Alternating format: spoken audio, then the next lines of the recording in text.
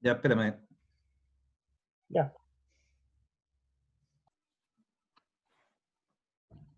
La primera clase hablamos de los pavimentos urbanos. Entonces lo que vamos a ver hoy día, terminar de ver hoy día, es respecto a los pavimentos no urbanos, que son los caminos y las carreteras que están fuera del radio urbano de la ciudad. Pueden pasar por dentro de la ciudad también, pero básicamente son fuera del radio urbano.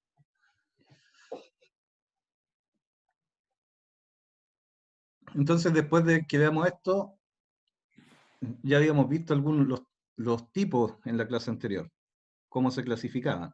Entonces ahora vamos a ver cosas generales de por qué se diseñan de cierta forma y en base a qué diseñan, que eso después influye en las cosas que tenemos que construir para proteger la carretera y hacerla funcionar bien. Entonces, para el diseño de las carreteras se mezclan varias cosas, varios estudios. Los estudios geológicos, que tienen que ver con la calidad de los suelos, lo del medio ambiente y la hidrología, que tiene que ver con la conservación del camino y con la acción del agua lluvia, básicamente, que es la más agresiva en las carreteras. En la cosa de la geología está muy relacionada a las obras viales con la mecánica de suelo. Me parece que ustedes tienen ahora este semestre mecánica de suelo. Estamos en eso. Estamos en eso. Ya, entonces eso también se va a aplicar harto en las cosas que vamos a ver de aquí para adelante. Eh, entonces, cuando se va a diseñar un camino, esto es más para la etapa de diseño, lo que hacen los ingenieros es estudiar distintas posibilidades de trazado por donde va a pasar el camino y eligen la que resulte más, tenga mejor funcionamiento económico, social y técnico.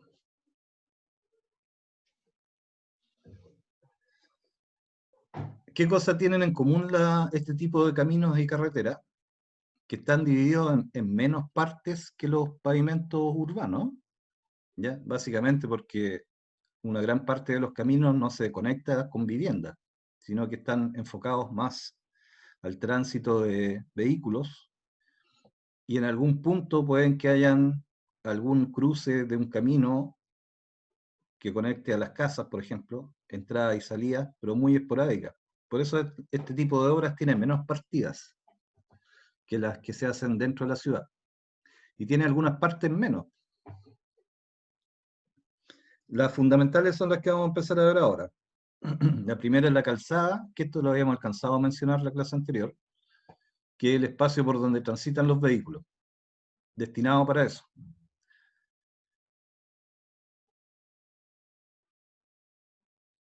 Eso alcanzó a quedar en la grabación anterior y esto, aquí estábamos cuando se acabó la clase anterior. Ese es el número uno, la calzada. El número dos son las bermas, que es un espacio que hay a los costados de las calzadas, que se muestra en la fotografía que está aquí.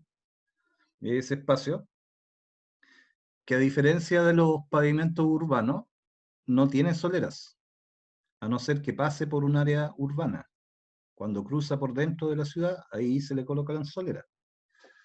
Cuando no está dentro de la ciudad, las bermas es un espacio que permite a los vehículos salirse de una manera segura, ya sea para disminuir la velocidad o para una detención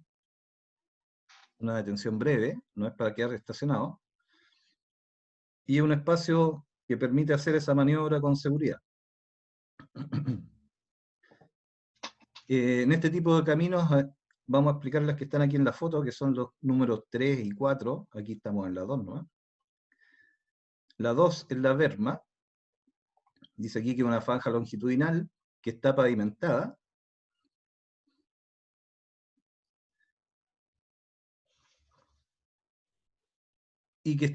Pero que no está hecha para que los vehículos circulen por ahí, sino que son para detenciones momentáneas, en casos excepcionales. ¿Ya?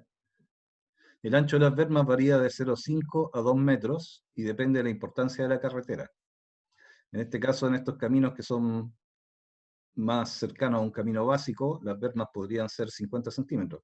Y a medida que la carretera va aumentando de estándar, necesita bermas más anchas, hasta llegar a 2 metros, por ejemplo.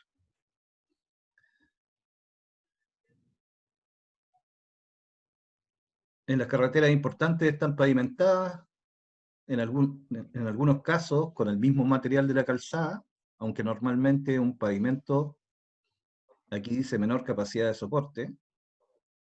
¿Ya? Eso quiere decir que, por ejemplo, en esta foto, que hay una calle que está con asfalto, un camino que está asfaltado, la berma también es de asfalto, pero es de una menor resistencia mecánica, digamos. El espesor es menor, es otro tipo de asfalto, normalmente.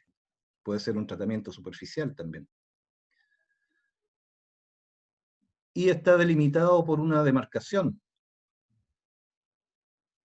¿ya? No es como los urbanos que aquí iría una solera. No, aquí hay una demarcación nomás, no hay ninguna diferencia de nivel. Y después de la berma sí se producen diferencias de nivel. Entonces la función de esto es permitir una zona para detenciones momentáneas o para disminuir la velocidad y salirse del camino. Esa es la función de la berma. No es para transitar. Y el espacio completo entre la línea de propiedad de un lado de la faja y la otra que está al otro lado se llama plataforma. O sea, la plataforma es el espacio que ocupa la calzada, que puede ser de varias pistas, y las dos bermas en el caso de esta foto.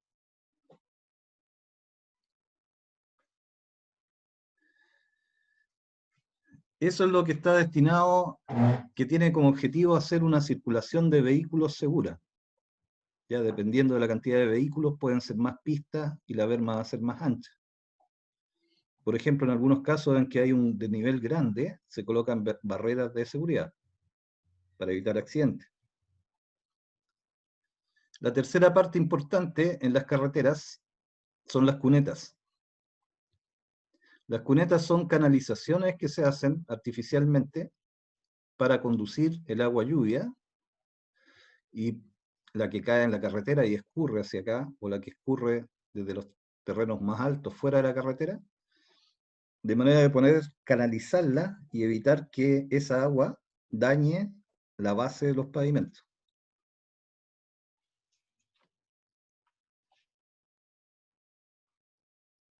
Y las conduce hacia un lugar en que permita evacuarlas de la zona del pavimento. O sea, el agua lluvia se escurre, de acuerdo a las pendientes que se le den el diseño, hacia las canaletas, hacia estas cunetas, perdón, y estas cunetas las conducen y las sacan fuera de la faja. Hay de distintos materiales, en los caminos básicos hay muchas que se hacen solamente en tierra. Cuando el camino ya tiene un poco más de importancia, se hacen revestidas con hormigón.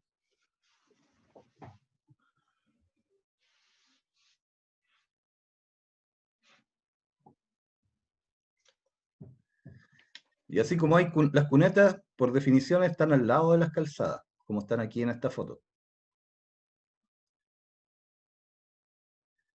Y hay otro elemento que se llama contracuneta, que se coloca en la parte alta del terreno, cuando hay un corte. Aquí en este dibujo se supone que acá está dibujada la calzada. Esa parte blanca corresponde al pavimento de la calzada. Si ven, aquí tiene una flechita que indica la inclinación transversal de esta calzada. En este caso aquí está la línea del eje de la calzada, significa que para el otro lado hay algo igual que esto, no está dibujado completo. Entonces en esta configuración se supone que el agua lluvia que se acumula en la carretera es un elemento que hace peligrosa la conducción y hay que sacarla de la carretera, de la superficie de la calzada. Y eso se hace dejándole una inclinación transversal a la calzada, como la que está en la calle, ¿cierto? En las calles normales, que tienen una inclinación lateral que saca el agua y la lleva al borde, en este caso una cuneta. De acuerdo a la topografía que tenga el terreno, si se dan cuenta aquí ya se empiezan en estos ramos ya se empiezan a usar temas de distintos ramos que se aplican. Según la topografía que tenga el terreno, de acuerdo a la forma del terreno, puede ser necesario colocar otra canaleta en la parte superior de este talud. Cuando están aquí arriba se llaman contracunetas. Entonces, la función de la cuneta es recibir el agua lluvia que escurre desde las calzadas y conducirla fuera del área de la pavimentación. Pero si esta calle está contra un cerro, por ejemplo, hay una gran cantidad de agua que va bajando por esta ladera del cerro. Para evitar que toda esa agua llene las cunetas, o que haga trabajar aquí con mucha agua, en caso de un invierno fuerte podría llegar a afectar a la calzada, se agrega una contracuneta en la parte superior. La función de esta contracuneta es recibir el agua que viene de arriba y conducirla a una parte donde se pueda eliminar con seguridad para evitar que el exceso de agua se junte aquí en las cunetas. Te va a dar en este caso, cuando tenga esta forma, la topografía del terreno. En los caminos básicos, como son muchos kilómetros de camino, normalmente estas contracunetas están hechas en tierra, en terreno natural. Y se hace mantención periódica para desmalezarlo y sacar la maleza que hay ahí. Y si el terreno es muy malo, se revisten con una capita de hormigón. O se hace una canaleta prefabricada.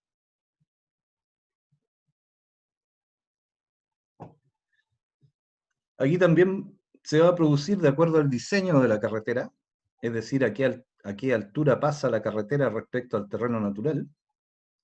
Algunas situaciones que es necesario hacer cortes en el terreno para poder construir la carretera. Y se generan estos terrenos inclinados que se llaman taludes. ¿Ya? Los taludes corresponden a esta parte que está inclinada. Eso es un talud. ¿Por qué se generan eso? Porque muchas veces el terreno natural, si ustedes ven la flechita del cursor que estoy moviendo ahí, el terreno natural, antes de construir la carretera, a lo mejor tenía esta forma, ¿cierto? Venía por acá arriba. Y para construir la carretera se hizo una gran excavación, porque la carretera estaba a este nivel. Entonces se hace una inclinación en este terreno, que puede ser en este caso un talud natural, que se deja la excavación con esa forma, en una inclinación de acuerdo al tipo de suelo, para que no se desmorone solo. O sea, si el suelo es estable, se puede hacer un talud más vertical. Y cuando ya se produce un talud muy inclinado, ahí se hace un talud artificial, que se reviste, se le coloca una especie de, no un muro de contención, sino que hay varios sistemas para estabilizar estos taludes, que ya no son con el suelo natural, sino que se hace un relleno, se hace una pantalla aquí, se puede colocar una malla metálica con sembrar, como el caso de acá, que siembran un material vegetal, y eso ayuda a que el terreno no se desmorone. Entonces esto también es súper frecuente en las carreteras y en los caminos rurales, y va a depender de la topografía. Por ejemplo, en la imagen de aquí al lado, si se fijan, hay calzada a distinto nivel. Por lo que yo veo acá, estas 4 que están aquí arriba corresponden a una carretera, como una autopista, que van 2 pistas en un sentido, 2 pistas en el otro sentido, separadas por un bandejón, o una mediana. Y aquí abajo había una calle local. Podría ser una caletera o una calle local de algún tránsito menor que necesite moverse por acá sin entrar en la autopista. Y la autopista está aquí, según la foto, varios metros más arriba que la calle local. Entonces, esta inclinación que se genera aquí es un talud. Para evitar que el talud se desmorone, se puede proteger con material vegetal y en algunos casos con otros elementos de hormigón, o con muros de contención cuando están muy cerca. Entonces también es una de las partes típicas de los caminos. A ver, veamos si en la figura hay algo más interesante. Claro, aquí hay otra cosa que es interesante en esta figura, que tiene que ver con lo que pasa con el nivel freático. El nivel freático es el nivel por donde hay agua subterránea, ¿ya? En el caso de esta figura, había un escurrimiento de agua subterránea a este nivel. Entonces es probable que esta zona sea inestable, producto de esa agua que está saliendo ahí. Entonces lo que hacen las obras viales es incorporar aquí una solución de agua lluvia para interceptar esto con un drenaje o con una zanja, de manera de evitar que esa agua se meta dentro de la faja que está pavimentada más acá. Ese tema es bien complejo, el del agua subterránea, así que se analiza un poco más adelante, cuando ya después que tengan mecánica de suelo.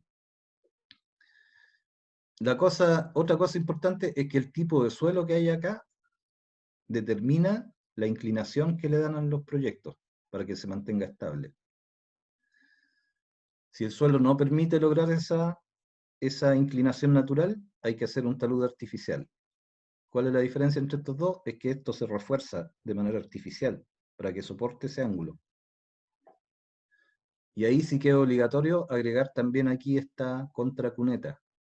Aquí dice zanja de cabeza, pero es una contracuneta, igual que las que vimos en la lámina anterior. Y hasta ahí no vamos a llegar con esto, porque tiene hartos detalles más, pero como estamos recién partiendo, vamos a pasar a la otra parte típica de estos, de las obras viales, que son los terraplenes. Si tienen dudas con lo que me van diciendo para no pasarme al tiro a otra cosa.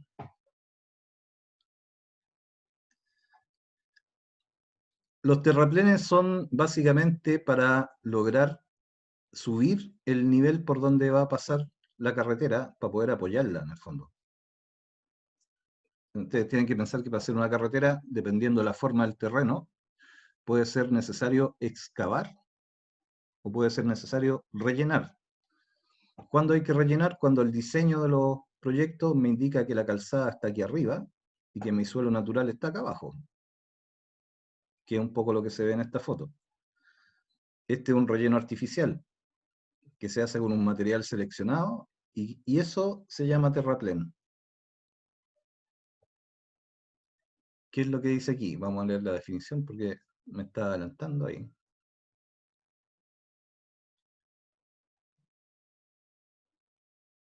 Entonces dice acá que es un relleno que se utiliza con el objetivo de rellenar un espacio. Lo normal es que se haga para elevar, el nivel del terreno natural y así contar con un plano de apoyo que permita después construir el camino. ¿Ya? Después uno hace la obra de pavimentación sobre el terraplén. Entonces, en estos rellenos compactados, para que sean estables, es súper útil que estén viendo los temas de mecánica de suelo, que son los que ven la calidad de los terrenos. Normalmente estos terrenos podrían hacerse con suelo natural, dependiendo de la calidad del suelo. Si el suelo que hay por aquí cerca es de mala calidad, me sale muy caro traer terreno bueno de otra parte, entonces se prefiere construir esto con un material que se compra en las plantas de árido, con estabilizado básicamente, que se coloca en capas compactadas hasta lograr esa forma. Y después se construyen las capas que forman el pavimento, la base del pavimento.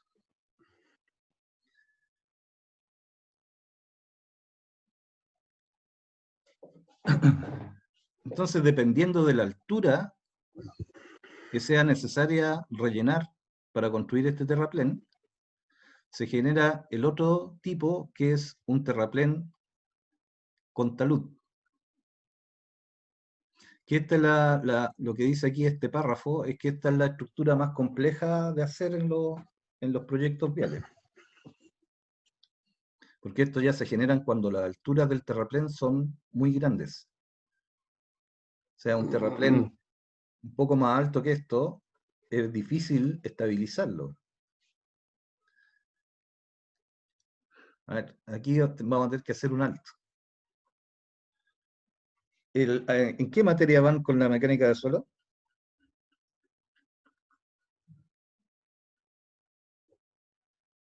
¿Están ahí todavía? Estamos viendo los tipos de suelo. Ya.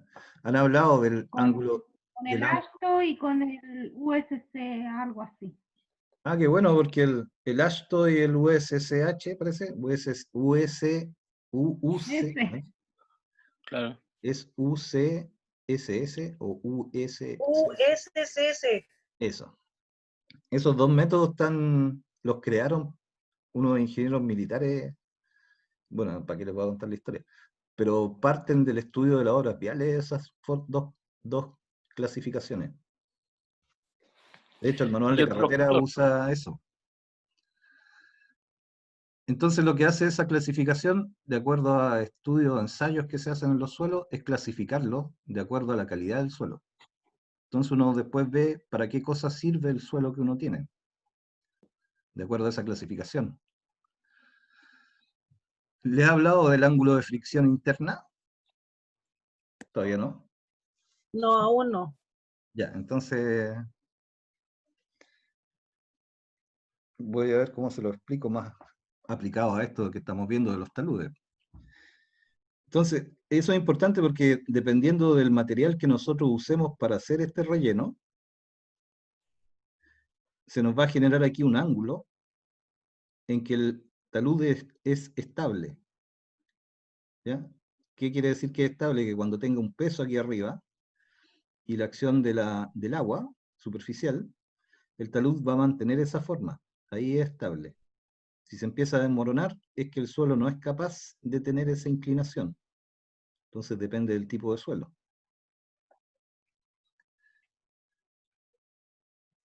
Por ejemplo, si ustedes agarran un balde con arena, levantado del suelo, y lo empiezan a vaciar de a poco, lo dejan caer así verticalmente de a poco, eso genera una especie de cono, ¿cierto? En la parte de abajo más ancha, en la parte de arriba es delgadito. ¿Se lo imaginan? Cuando van a la playa con los niños, si ustedes toman la arena y la dejan caer, se genera un triangulito con una inclinación natural que corresponde a la arena. Y eso genera un ángulo de inclinación. Ese es el ángulo de fricción interna, que se genera naturalmente. Entonces, cuando el terreno... ¿No tiene nada que ver con, profe? ¿Ah? ¿No tiene nada que ver con el esponjamiento del terreno? No. No. No, el esponjamiento es para ver el tema del... Sí, que el esponjamiento es una cosa del volumen. Del volumen. A ver cómo se lo explico el esponjamiento. Me llevaron para otro lado. Ya.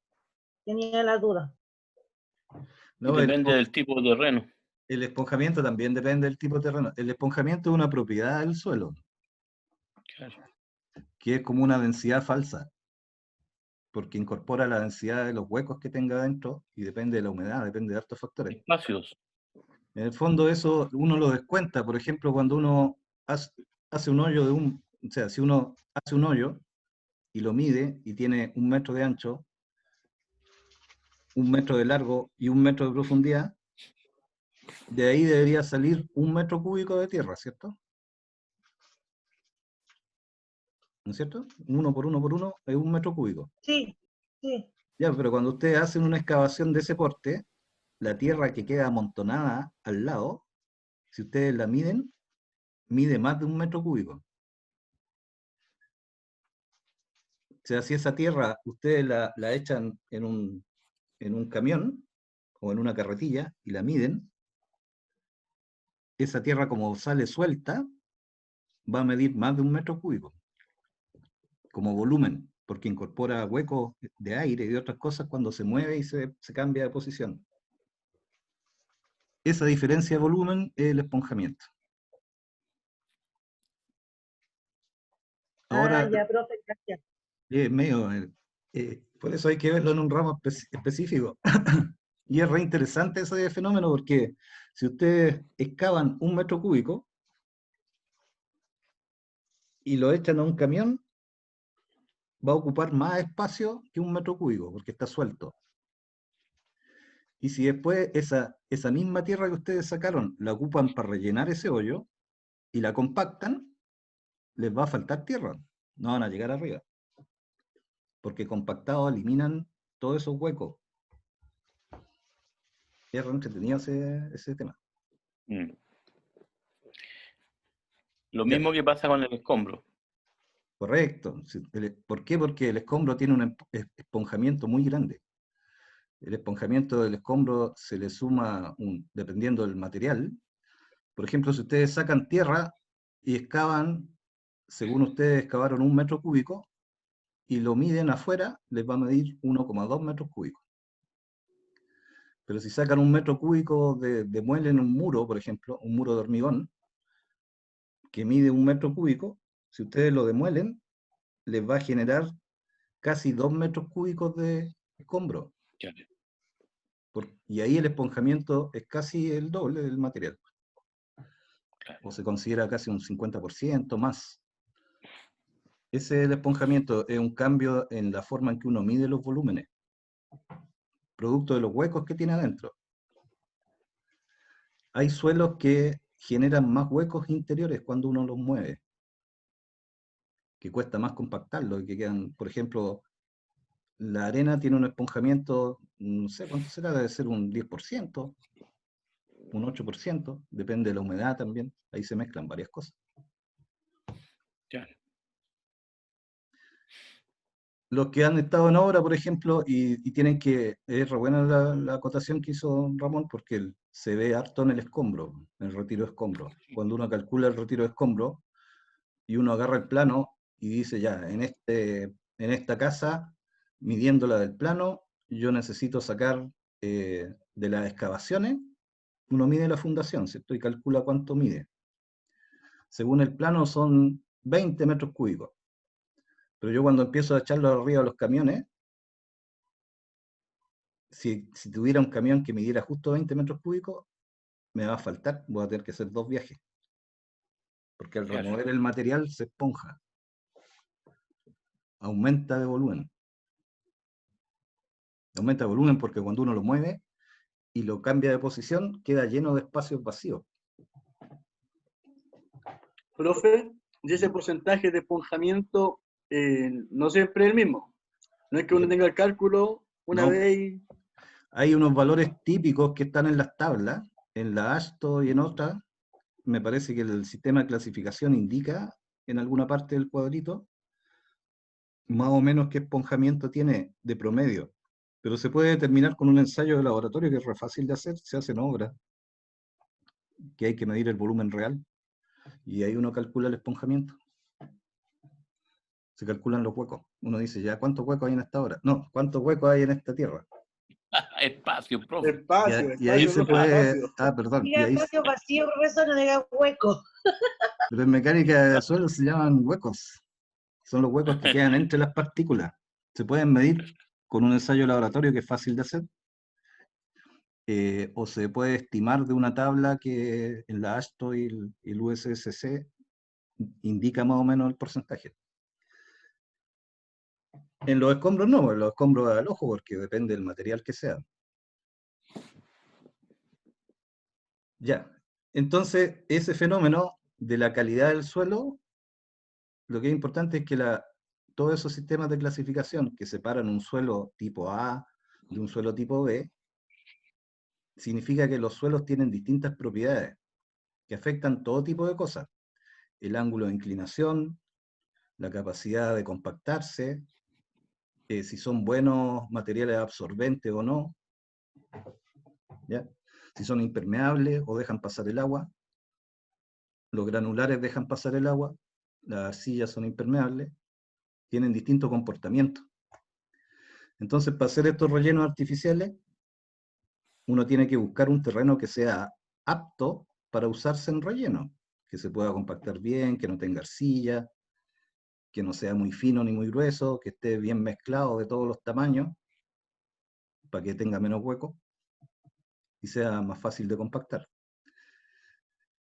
porque son volúmenes muy grandes para hacer una carretera. Entonces, estos volúmenes muy grandes, saldría antieconómico comprar solamente material estabilizado de planta.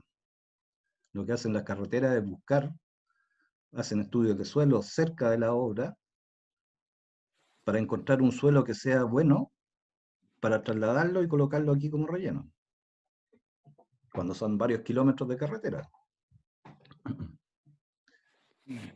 Ya, eso lo vamos a ver cuando estudiemos cómo se hacen estos terraplenes, que lo vamos a ver, cómo se compactan, qué material se usa, en cuántas capas se pone y con qué máquinas se compacta.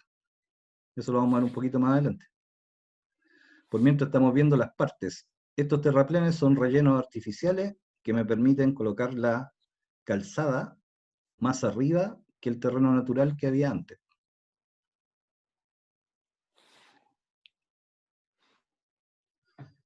Entonces, todos esos factores los consideran los ingenieros que diseñan las carreteras.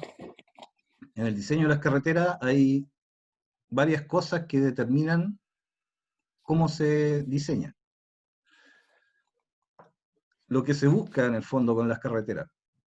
Las carreteras, una de las cosas que se busca es darle la mayor cantidad de tramos en línea recta. ¿Ya? ¿Por qué? Porque una carretera recta presenta buenas condiciones de visibilidad, que facilitan el manejo y evitan riesgos de accidentes. También permite aquí, como dice, tener espacios amplios para adelantar. ¿Ya? En un camino básico no sería tan importante porque es poco el movimiento de vehículos. Entonces ahí no es tan complicado que hayan curvas, contracurvas, subidas, bajadas. Pero en una carretera que hay un tránsito mayor y a velocidades más grandes, se le da prioridad al diseño de tramos rectos, ¿ya? Que son más seguros para transitar a mayor velocidad. Pero eso tiene un problema. Aquí está puesto con un signo de interrogación. Problema. ¿Cuál es el problema que tienen los tramos muy rectos como los de las fotos, que son kilómetros de línea recta, que tiene muchas ventajas para la conducción, pero también presenta algunos problemas menores que tienen que ver con el que distrae, que el conductor se distraiga por cansancio, por ejemplo. Cuando ya lleva, no sé, 20 kilómetros manejando en línea recta y está cansado, es fácil que se quede dormido. Una pequeña curva lo hace estar más atento a la conducción. Pero esas son cosas que definen los ingenieros de tránsito que diseñan las carreteras. Entonces, ¿qué cosa es importante para el diseño? Las alineaciones. La alineación significa la dirección en que va el eje del camino. Esta alineación es recta. ¿Por qué es importante el tema de las alineaciones? Porque después cuando veamos planos de pavimentación, para interpretar los planos, nosotros partimos siempre usando los ejes de las calzadas, como el eje longitudinal del proyecto. Entonces, si hubiera una curva, el eje central de la calle también sigue la misma curva. Esa es una cosa, la alineación recta. La alineación también puede ser curva, que vamos a ver más adelante. Entonces, esta calle también tiene una pendiente longitudinal, que va a estar dada por el proyecto. Lo otro que tiene son pendientes transversales, que son las que dice aquí esta lámina. Ahora, un pequeño comentario. Algunas de estas láminas las extraje de la materia que vi que tenía el profesor Henry. Le agregué más cosas así para que seguramente él la iba a explicar, pero no estaban escritas. ¿Se acuerdan que nosotros hablábamos que era importante el tema del escurrimiento de agua, entre otras cosas? Y que eso lo lográbamos dándole una pendiente transversal a la calle. En las calles que están en la ciudad, lo normal es que tenga un bombeo, que tenga una pendiente hacia un lado y otra pendiente hacia el otro lado. En los caminos se da más frecuentemente que la pendiente transversal sea para un puro lado de la calzada.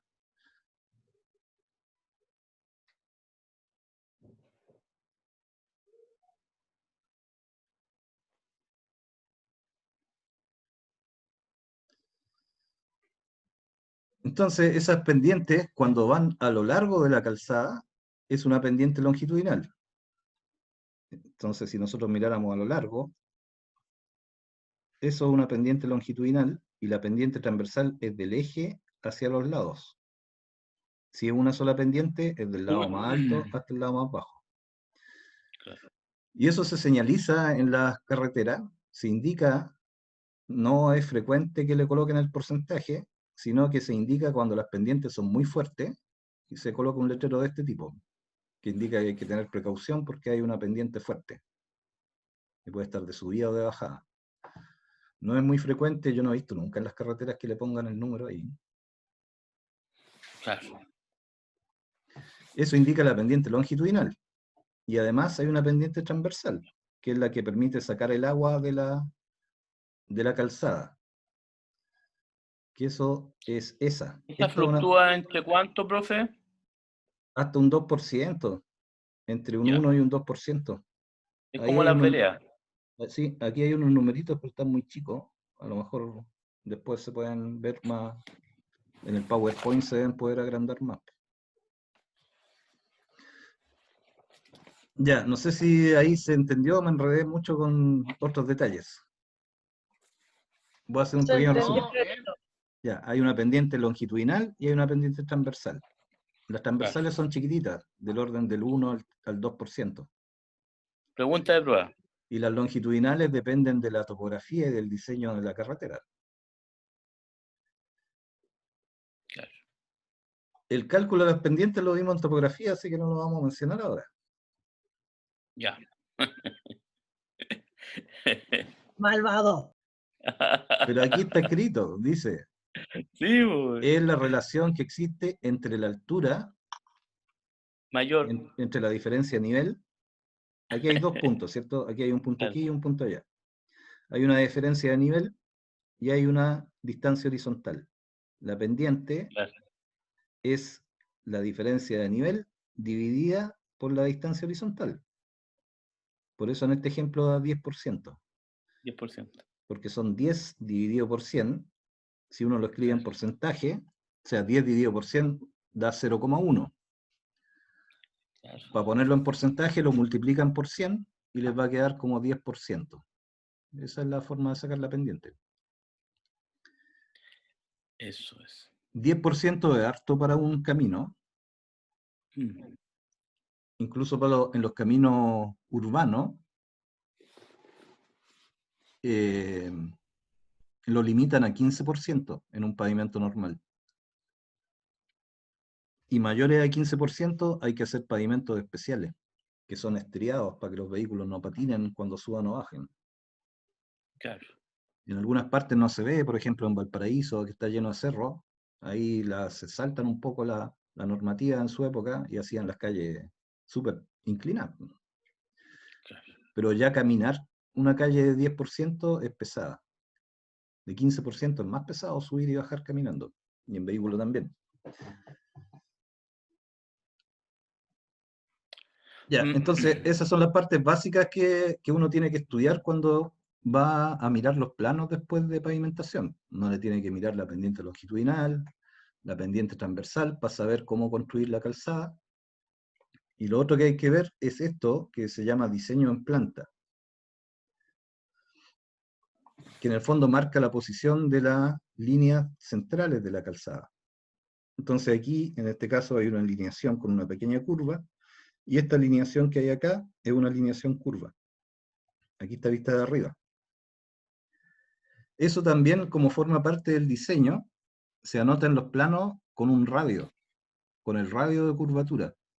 Y eso permite que uno después lo trace y lo construya con el radio que está especificado en el diseño. Eso es una alineación curva o circular. En las carreteras, estas curvas son circulares o tramos de una circunferencia. Ustedes se fijan, aquí hay una si esta línea está puesta en el eje de la calzada, si se fijan. Pero hasta aquí nomás llega en el eje de la calzada, y ahí si fuera completamente circular, ¿Cómo se lo explico mejor? Estas alineaciones circulares sirven para unir dos rectas, por ejemplo. Desde este punto hacia acá hay una alineación recta, siguiendo el eje de la calzada. De este punto hacia acá también hay una alineación recta. Y aquí hay un tramo de circunferencia que une las dos rectas, es un arco. ¿Ya? Por eso dice la definición que normalmente son uniones circulares o sectores de circunferencia. Sector de circunferencia es un arco que llega desde ese punto hasta ese punto, que sirve para unir dos rectas. ¿Ya? Después dice aquí que las curvas de una carretera son circulares. Cuanto mayor sea el radio, mayor será la velocidad que pueden alcanzar los vehículos al pasar por una curva. ¿Ya? ¿Qué quiere decir eso? Por ejemplo, si nosotros miramos esta imagen, es una curva más o menos cerrada, ¿cierto? Eso quiere decir que el radio que hay aquí es chiquitito, que podría ser parecido a esta. Es como si esta estuviera mirada de arriba. En cambio, en esta otra foto, el radio de curvatura es mucho más grande, es más amplio, ¿cierto? Es una curva más abierta. Eso permite tomar esta curva a mayor velocidad, de manera segura. En cambio, una curva con poco radio, muy cerrada, esta curva que está acá, si la tomo a 60 kilómetros por hora, es probable que el auto tienda a salirse de la calle, por la inercia del auto, ¿cierto? Entonces, mientras más grandes sean los radios de curvatura, permite que los vehículos puedan circular a mayor velocidad, sin salirse del camino, que es la función que tienen los diseños. Entonces, estos radios de curvatura están diseñados para permitir la velocidad de diseño de manera segura. Si yo tengo una autopista que por alguna razón topográfica tiene que tener una curva cerrada, como esta, va a tener señalizaciones de advertencia, una buena cantidad de metros antes de la curva, que me indican que tengo que bajar la velocidad. Que si sigo con esa velocidad y tomo la curva, lo más probable es que me salga se genere un accidente ahí, ¿cierto? El carril. Entonces ese es un problema también. Aquí está escrito con signo de interrogación. ¿Por qué? Porque en caso de que se tome una mayor velocidad, el vehículo lo más probable es que se salga de la vía, que no sea capaz de controlarlo. Claro. Entonces, eso, como es un riesgo en las autopistas, por ejemplo, en las carreteras, para ayudar a resolver el problema de la curvatura, porque muchas veces no hay espacio para hacer una curva grande, ¿ya? Como en este caso, que los vehículos vienen de aquí y después tienen que bajar por allá. Aquí no se puede hacer una curva más abierta, que no da el espacio. Entonces lo que hacen ahí los que diseñan es generar los peraltes, que son lo que ven aquí, que sería otra parte de las alineaciones. Yo de repente digo lo mismo que está acá, pero más rápido. Así que voy a tratar de mantener el orden de lo que está escrito. Entonces lo que dice acá que el peralte es una pendiente transversal que tiene la calzada en la zona de las curvas, que se construye para compensar, la fuerza centrífuga. La fuerza centrífuga, cuando un vehículo toma una curva, esa fuerza, como el vehículo viene en un movimiento, ¿ustedes ya tuvieron física? Ah, no, pues era que ustedes se cambiaron de... No todos tuvieron física hace poco. Entonces no voy a poner el ejemplo de la física. Pero cuando viene un vehículo en línea recta, a cierta velocidad, y cambia de dirección, como el vehículo tiene una masa que se viene moviendo en línea recta, ¿ya? La inercia tiende a que el vehículo siga moviéndose en línea recta, ofrece una resistencia para doblar. Si ustedes van adentro de un auto y el auto dobla bruscamente hacia la derecha, ustedes se van hacia el otro lado, por la inercia, esa es la inercia. Mm. que lo hace moverse y pegarse en los vidrios del lado cuando se dobla muy brusco, porque el cuerpo tiende a seguir moviéndose en línea recta. Del centro hacia afuera. Claro, si ustedes doblan, Profe, sí, el Peralte, si no me equivoco, lo habíamos visto igual por el tema del ingreso al puerto ese de la carretera, que quedó mal hecho ahí la curvatura. ¿y Que cuándo? fue como un ejemplo que vimos. ¿Conmigo mismo? No. Lo habíamos visto en otra parte. Efectivamente, eso es así. O sea, ese Peralte quedó muy poco inclinado. Quedó al Pero revés. no tan mal quedó. Por eso se voltean los camiones, pues. Sí, lo que pasa es que ahí Los gallos pasan como a 200 por hora.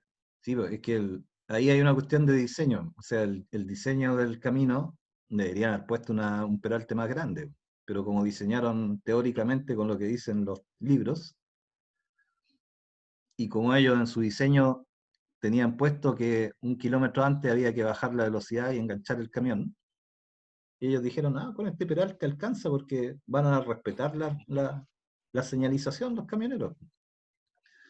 Pero los camioneros no respetan la señalización y bajan un poquito más rápido. Entonces Poquito.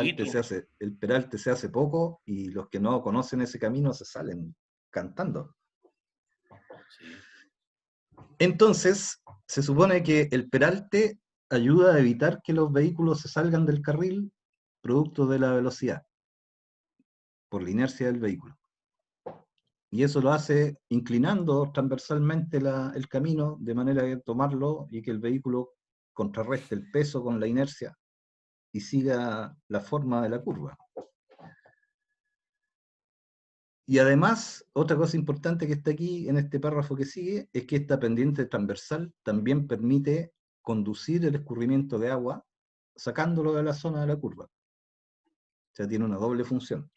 Ahí está el peralte, este también es con bibliografía de otra persona. No vamos a decir nombres. Pero está buena esta lámina. Bueno, están hartos textos, sí, bueno.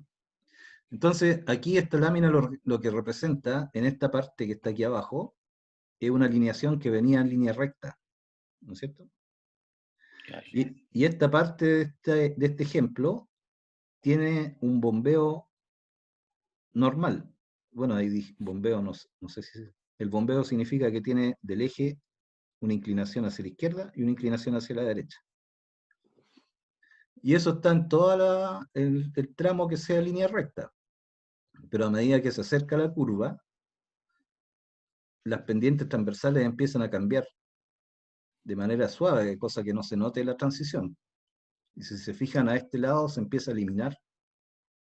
Hay un tramo que va a tener una pendiente casi horizontal, y a medida que voy avanzando hacia allá, cambia el perfil, ya no es a dos aguas, como un techo, sino que es con una sola inclinación. Aquí está el peralte completo.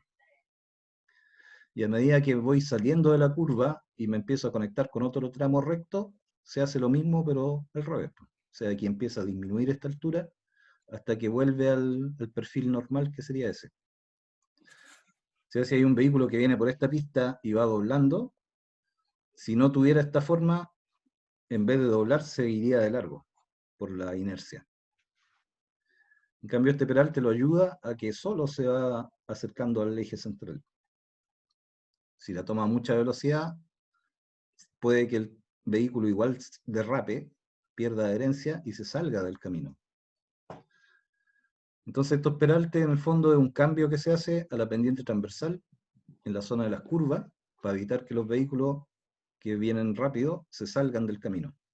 Si mantienen la velocidad que dice la señalización, no se debería salir. Ahora ahí en el acceso colocaron mal el límite de velocidad también, lo está muy cerca de la curva. Entonces los camiones que ya vienen rajados no alcanzan a frenar y bajar la velocidad. Y se arriesgan a tomar la curva y si les falla el cálculo se salen o se les da vuelta el container. Eso es lo otro que pasa, que a lo mejor el camión no se alcanza a salir, pero el contenedor se les sale y se cae.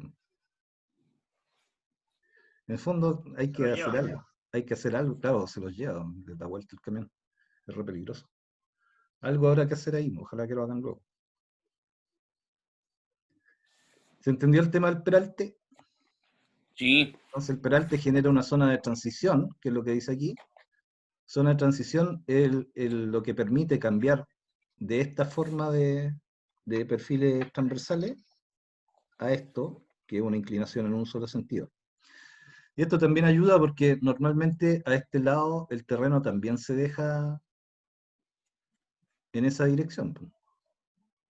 Bueno, la cosa es que el agua que se acumula aquí en la calzada, este mismo peralte la conduce hacia este lado y permite sacar el agua de la curva con una canaleta, con una cuneta, pues se llaman cunetas en los caminos. Cunetas, se me olvida.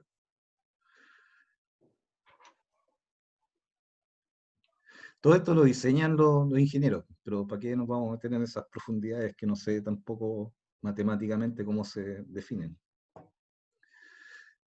Y además de eso, los caminos, las carreteras y los caminos no urbanos tienen que tener algunas zonas que permitan el tránsito seguro de peatones, ya sean peatones que vayan paralelos a la carretera o peatones que crucen la carretera.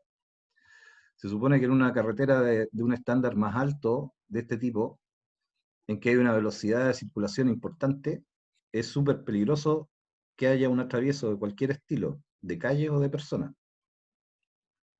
Entonces, en algunas partes de las carreteras donde cruza por una zona poblada, o que hay una fábrica a un lado, como los que están ahí yendo para Malvilla, que está la Coca-Cola o Leida, que hay harta gente que cruza caminando, se generan este tipo de soluciones que son soluciones para los peatones, para hacer que no se produzcan ahí accidentes vehiculares.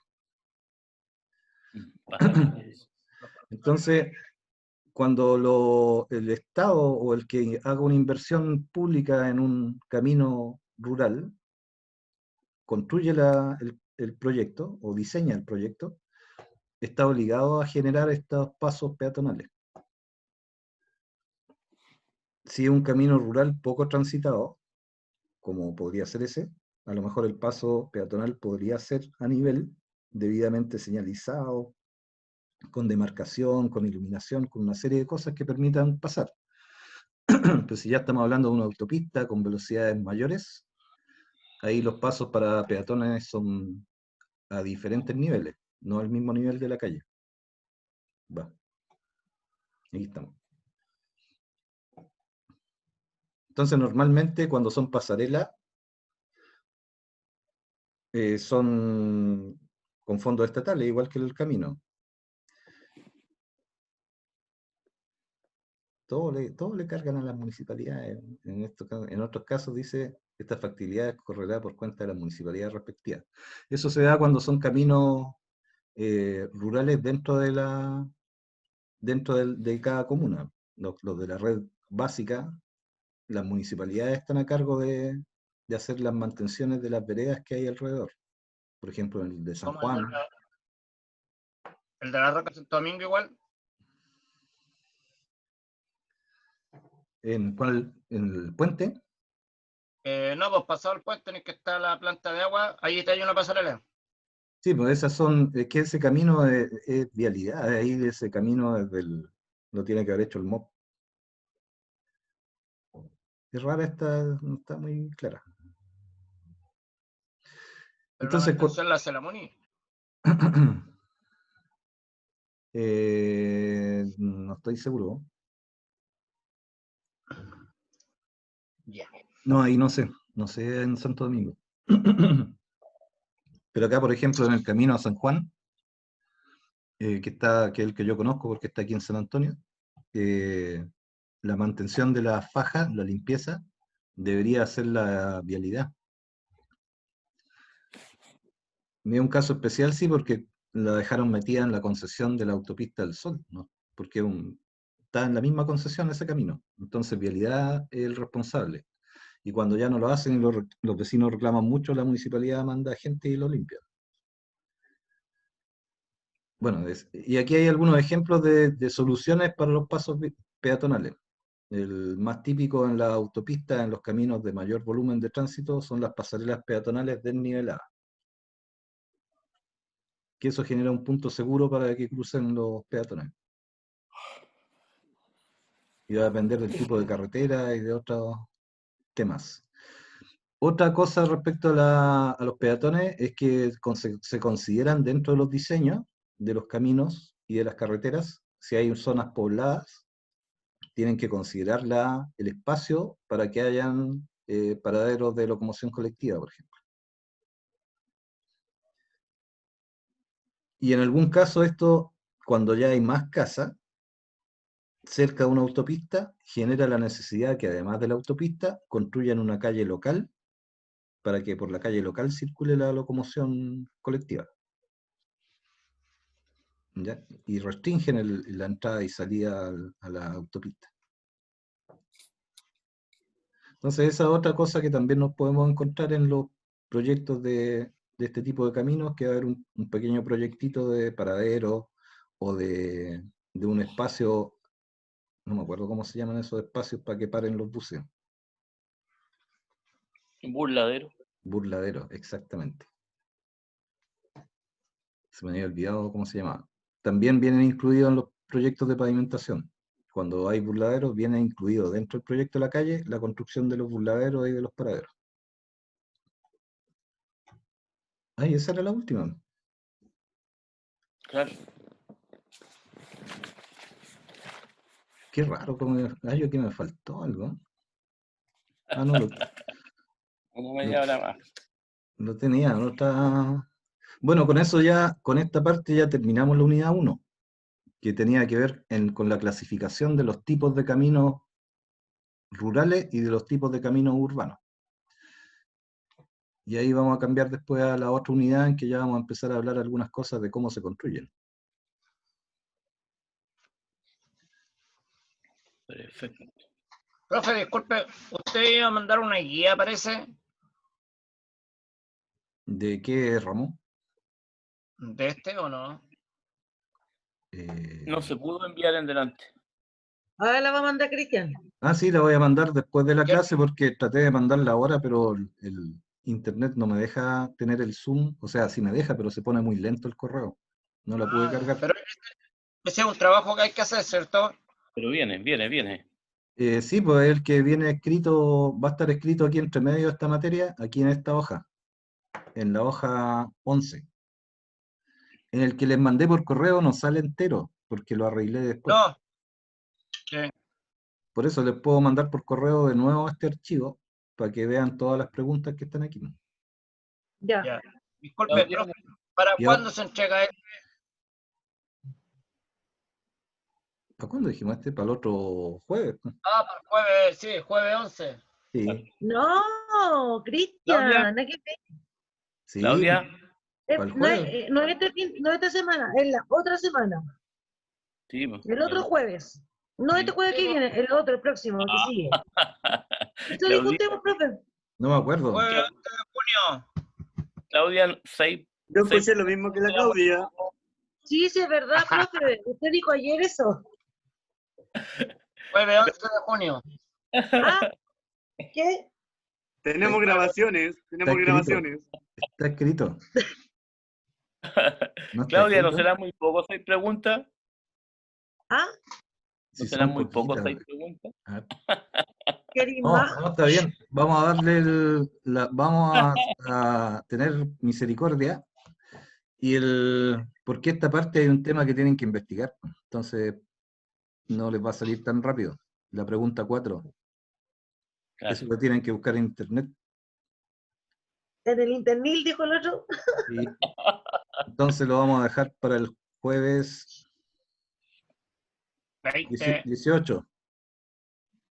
Ya, jueves El jueves 18. 18. Y si Ya. ustedes se fijan, quedaría después del 18 1, 2, 3, 4 clases más y se acaban las clases. Ya, y esta vale por 2 notas, dijo usted, ¿cierto? Por 4. Bueno, No, sí, este trabajo digo que valía por 2 notas. puede ser por 2 notas, pues si se sacan un 7 lo Usted divido dijo, por pues, 2. profe. Por eso, pues. Si se sacan un 7, Se los divido por 2 notas y son 2, 3,5. Claro. Y ahí vale por 2 notas. Qué malo. No, la idea es que esta es una nota, pero las otras 3 notas no van a ser trabajos largos, van a ser trabajos cortitos. Ah, ya. De la materia que vamos a ver la otra semana, vamos a hacer un trabajo cortito. Depende de lo que usted le llame cortito, profe, porque te dice cortito y son tremendos trabajos. No, pues si van a ser así de 6 preguntas, pero no les voy a pedir investigar, sino que va a ser en base a la materia que pasemos en la clase. Ya, Qué bueno. ok. Y si nos llegara a faltar tiempo, bueno, voy a parar la grabación. Eso sería la clase, voy a detener la grabación, pero no se desconecten. No. Ya.